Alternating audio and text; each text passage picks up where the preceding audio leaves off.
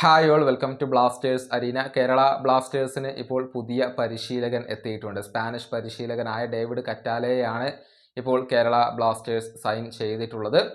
യൂറോപ്പിൽ എക്സ്പീരിയൻസ് ഉള്ള ഒരു പരിശീലകനാണ് ഇദ്ദേഹം. പക്ഷേ വലിയ ഒരു പ്രൊഫൈലൊന്നും അവകാശപ്പെടാൻ അദ്ദേഹത്തിന് കഴിയുന്നില്ല എന്നുള്ളത് ഒരു വസ്തുതയാണ്. അദ്ദേഹം മുൻപ് പരിശീലിപ്പിച്ച ക്ലബ്ബുകളിൽ നിന്നെല്ലാം ഒരു ചെറിയ കാലയളവിനുള്ളിൽ അദ്ദേഹം പുറത്താക്കപ്പെടുന്ന ഒരു സ്ഥിതിവിശേഷമാണ് ഉണ്ടായിട്ടുള്ളത്.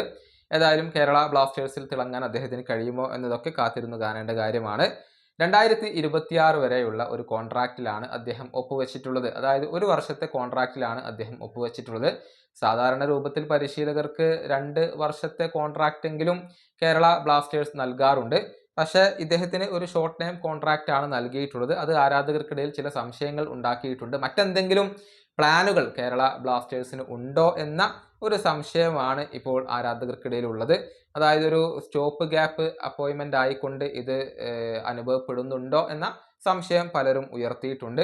ഒരു വർഷത്തേക്ക് ഡേവിഡിനെ ഉപയോഗപ്പെടുത്തുക, അതിനുശേഷം മറ്റൊരു മികച്ച പരിശീലകനെ ദീർഘകാലത്തേക്ക് കൊണ്ടുവരിക എന്ന പ്ലാനുകൾ കേരള ബ്ലാസ്റ്റേഴ്സിന് ഉണ്ടോ എന്നതാണ് സംശയം.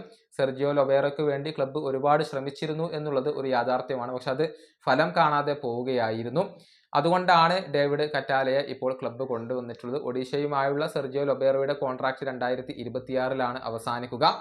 അതിനുശേഷം സെർജിയോ ലൊബേറ എത്തുമോ എന്നുള്ളതൊക്കെ കാത്തിരുന്നു കാണേണ്ട കാര്യമാണ്. ലൊബേറയുമായി ബന്ധപ്പെടുത്തിക്കൊണ്ട് ഒരുപാട് റൂമറുകൾ ഉണ്ടായിരുന്നു. ഏതായാലും ഡേവിഡ് കറ്റാല മികച്ച രൂപത്തിലാണ് ടീമിനെ മുന്നോട്ട് നയിക്കുന്നതെങ്കിൽ തീർച്ചയായും ക്ലബ്ബ് അദ്ദേഹത്തിന് ലോങ് ടൈം കോൺട്രാക്ട് നൽകും. അതല്ല എങ്കിൽ അടുത്ത സീസണോടുകൂടി അദ്ദേഹത്തിന് ക്ലബ്ബ് വിടേണ്ടി വന്നേക്കും. ഈ വീഡിയോയുടെ അവസാനിപ്പിക്കുന്നു. അടുത്തൊരു വീണ്ടും കാണാം.